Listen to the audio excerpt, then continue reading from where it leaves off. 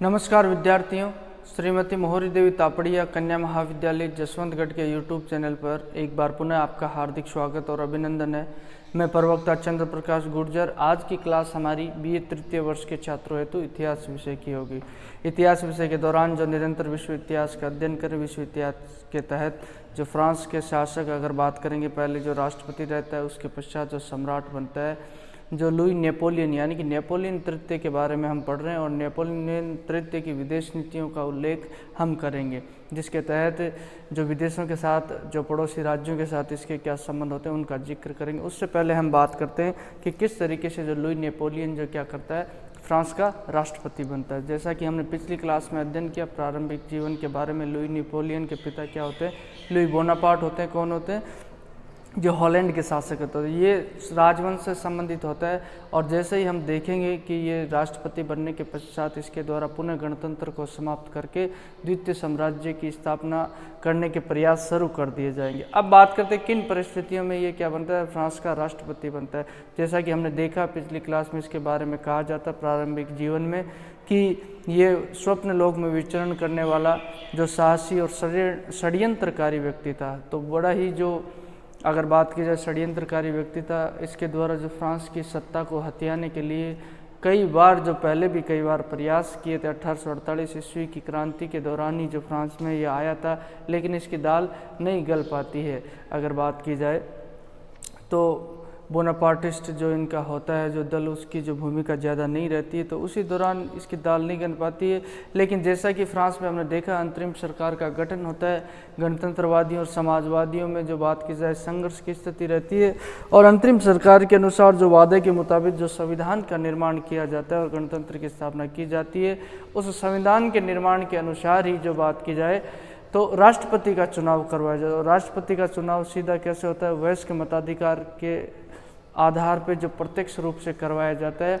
और उसी दौरान जो 4 इनमें प्रत्याशी होते हैं राष्ट्रपति पद के लिए, तो उनमें से जो जीतकर कौन आता है, लुई नेपोलियन आता है और वह फ्रांस का क्या बन जाता है, राष्ट्रपति बन जाता है। और धीरे धीरे जैसे ये वयस्क मताधिकार के आधार पर प्रत्यक्ष रूप से इसका चुनाव होता है, तो ये निरंकुश बनता जाता है और इसकी शक्तियाँ काफ़ी बढ़ जाती है। तो इसी क्रम में बात करेंगे किस तरीके से जो क्या होता है, फ्रांस का राष्ट्रपति बनता है। तो संविधान सभा के अंतर्गत जो एक संविधान का निर्माण कर दिया गया, उस संविधान के अनुसार जो मुखिया कौन होगा, राष्ट्रपति होगा। तो उसके लिए जो चुनाव करवाए जाएंगे, तो चुनाव की तिथि घोषित की जाती है राष्ट्रपति के जो 10 दिसंबर 1848 ईस्वी। और इस चुनाव में 4 प्रत्याशी मैदान में होते हैं। एक तो लामार्टिन, जिसके बारे में हमने पढ़ा था, गणतंत्रवादी नेता होता है। और उसके अलावा जो बात की जाए, लुई नेपोलियन स्वयं होता है एक, ठीक है।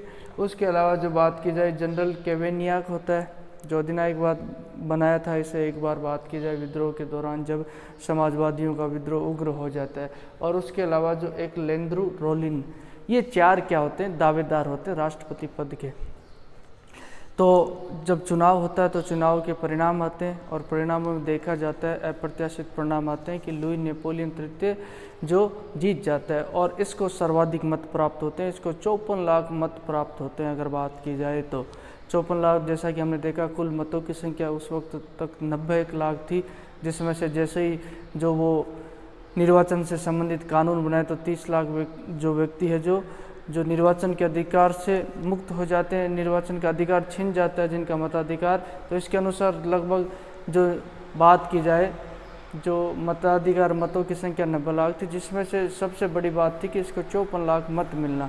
तो उसके अनुसार बात की जाए तो इसका निकटतम जो प्रतिद्वंदी होता है, जिसको जो मत मिलते हैं, तो उन मतों की संख्या 14 लाख होती है। और जनरल कैवेनियाक दूसरे नंबर पर रहता है। दूसरे नंबर पे कौन रहता है, जनरल कैवेनियाक, जो दूसरे नंबर पर रहता है। इसको 14 लाख मत मिलते हैं और इसको 57 लाख मत मिल जाते हैं। और ये जो क्या हो जाता है, जीत जाता है, राष्ट्रपति पद की दौड़ में सबसे आगे हो जाता है।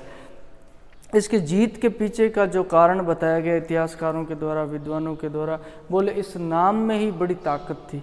नाम में बड़ी ताकत कैसे थी, क्योंकि फ्रांस के लोगों के मन में, हमने पिछली क्लास में भी बात की, फ्रांस के लोगों के मन में जो नेपोलियन बोनापार्ट जो पहले था फ्रांस की क्रांति के दौरान, तो उसके प्रति बहुत ही गहरी आस्था थी और उसका वह बड़े दिल से क्या करते थे, सम्मान करते थे। और इसके नाम के पीछे जो नेपोलियन थे उसकी वजह से इसको क्या मिल जाते, वोट। और शुरुआती दौर में जैसे चुनाव प्रचार के दौरान इनके जो समर्थक है किसके, लुई नेपोलियन, इनके द्वारा जो नेपोलियन की गाथाओं को प्रचलित किया गया, जो नेपोलियन जो पुनः उसकी गाथाओं को जो प्रचार के रूप में प्रयोग लिया जाता है उनके दौरान जो बात की जाए चुनाव प्रचार के दौरान।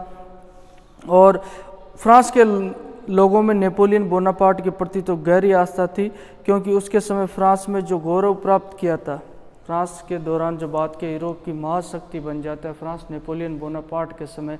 और तो उसी जो गौरव को पुनर्स्थापना जो कौन चाहती थी, फ्रांस की जनता चाहती थी, इसीलिए उनके द्वारा जो इसको क्या दिए जाते हैं, वोट दिए जाते हैं और इसको क्या बना दिया जाता है, राष्ट्रपति बना दिया जाता है। अब राष्ट्रपति बनने के पश्चात संविधान सभा के द्वारा, संविधान सभा जिनके द्वारा संविधान निर्माण किया उनके द्वारा ही जो इसको क्या दिलाई जाती है, राष्ट्रपति पद की शपथ दिलाई जाती है लुई नेपोलियन को। और ये शपथ कब दिलवाई जाती है, 20 दिसंबर 1848 ईस्वी को लुई नेपोलियन को क्या है, राष्ट्रपति पद की शपथ दिलाई जो इनके द्वारा दिलाई जाती है। किसके द्वारा, संविधान सभा के द्वारा ये शपथ इनको दिलाई जाती है। और जैसे इनको शपथ दिला दी जाती है और लुई नेपोलियन ने संविधान सभा के समक्ष ये शपथ ली, संविधान सभा के समक्ष है जो गणतंत्र के प्रति वफादारी रखने की और संविधान की रक्षा करने की शपथ किसके द्वारा ली जाती है, लुई नेपोलियन के द्वारा। यही लुई नेपोलियन आगे जाके इसका नाम क्या हो जाएगा, नेपोलियन तृतीय के नाम से यही प्रसिद्ध होगा, नेपोलियन तृतीय, जब ये क्या बन जाएगा, सम्राट बन जाएगा। संविधान सभा के सामने ये शपथ लेता है कि गणतंत्र के प्रति हमेशा वफादार रहेगा और संविधान की रक्षा करेगा। इस तरह की शपथ जो लुई नेपोलियन के द्वारा संविधान सभा के साथ सामने समक्ष ली जाती है। अब जैसे ही इसके द्वारा शपथ ले ली जाती है और ये राष्ट्रपति बन जाता है तो इसके द्वारा मंत्रिमंडल का गठन किया जाता है। इस मंत्रिमंडल में इसके द्वारा क्या किया जाता है, गणतंत्रवादियों और समाजवादियों दोनों की क्या कर दी जाती है, उपेक्षा कर दी जाती है। और अपने मंत्रिमंडल में दोनों ही जो दल के व्यक्तियों को जगह नहीं दी जाती है, उनमें से किसी व्यक्ति को जो अपने मंत्रिमंडल में इसके द्वारा शामिल नहीं किया जाता। इससे इस रवैये से गणतंत्रवादी और जो समाजवादी सशंकित हो जाते हैं और इसके प्रति उनके द्वारा जो विरोध भी प्रकट किया जाता है। और जैसे ही ये जो फ्रांस का बात की जाए राष्ट्रपति बन जाता है तो इसके द्वारा तो शुरू से ही तुम देखोगे तो द्वितीय साम्राज्य की स्थापना का प्रयास शुरू कर दे, क्योंकि ये तो खुद राजवंश से संबंधित था। अरे राजतंत्र का समर्थक था, राजवंश से संबंधित था।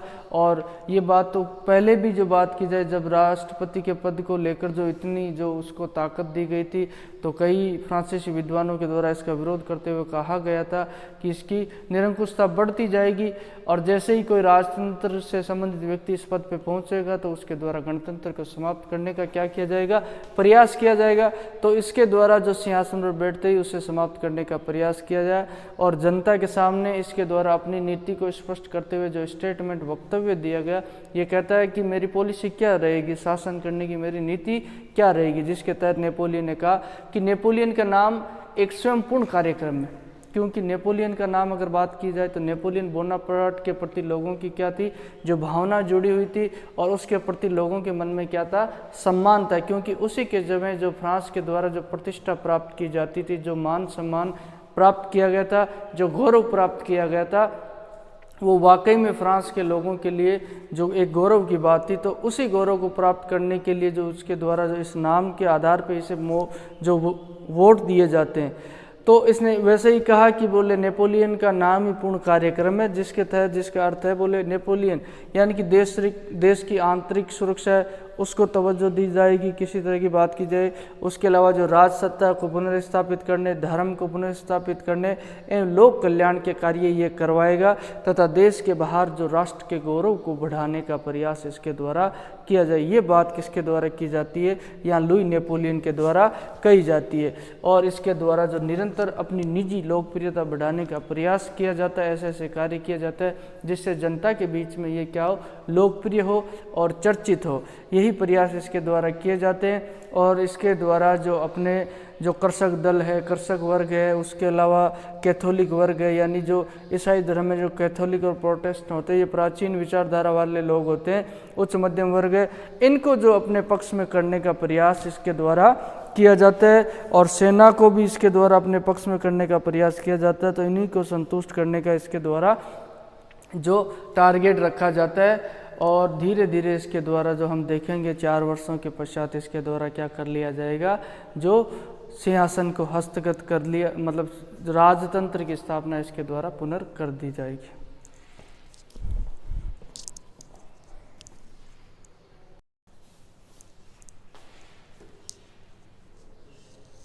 तो विद्यार्थियों, आज की क्लास में अगर बात की जाए तो हमने देखा कि किस तरीके से नेपोलियन तृतीय जो फ्रांस का जो क्या बनता है, राष्ट्रपति बनता है, और किन परिस्थितियों में उसके द्वारा जो फ्रांस के राष्ट्रपति बनने के पश्चात अपनी लोकप्रियता बढ़ाने का प्रयास किया जाता है। इसके नाम के प्रति जो लोगों की गहरी आस्था होती है, और इस नाम के प्रति जो लोगों का सम्मान होता है, उसका फ़ायदा उठाते हुए इसके द्वारा जो क्या की जाती है, चुनावों में जीत हासिल की जाती है, और 57 लाख मतों की जो इसके द्वारा 57 लाख मत वोट लिए जाते हैं, और उन वोटों के आधार पर ये जो क्या होता है, वहाँ का राष्ट्रपति निर्वाचित होता है, और संविधान सभा के द्वारा इसको जो शपथ दिला दी जाती है, और इसके द्वारा जो कार्यभार ग्रहण करने के साथ ही जो मंत्रिमंडल का गठन किया जाता है, वहीं से जो समाजवादियों और गणतंत्रवादियों की उपेक्षा शुरू कर दी जाती है। अपने मंत्रिमंडल में उनको बिल्कुल जगह नहीं दी जाती है, और इसके द्वारा जो द्वितीय साम्राज्य की स्थापना के प्रयास वहीं से शुरू कर दिए जाते हैं, और इसके द्वारा कहा जाता है जनता के सामने अपनी जो बात की जाए, अपनी नीति को स्पष्ट करते हुए, पॉलिसी को, कि मैं किस तरीके से काम करूंगा। तो इसने कहा नेपोलियन का नाम एक स्वयंपूर्ण कार्यक्रम, यानी सारी शक्तियां जो नेपोलियन में निहित रहेगी, और इसी तरीके से जो इसके द्वारा धीरे धीरे प्रयास करते हुए जो 4 वर्षों के पश्चात ही हम देखेंगे कि राजतंत्र की स्थापना कर दी जाती है, और इसके द्वारा कृषक वर्ग, कैथोलिक वर्ग, उच्च मध्यम वर्ग और सेना को हमेशा अपने पक्ष में करने का प्रयास किया, और इनको खुश करने के लिए इसके द्वारा अपनी नीतियाँ बनाई गई, ताकि इससे इन लोगों में क्या बढ़े, इसकी लोकप्रियता बढ़े।